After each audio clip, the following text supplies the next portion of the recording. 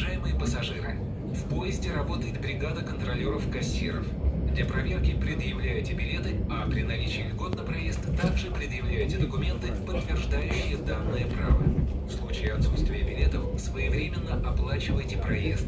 При оплате проезда в поезде требуйте от контролирующих работников обязательного оформления билета, внимательно проверяйте дату поездки и сумму оплаты за проезд, указанные в билете.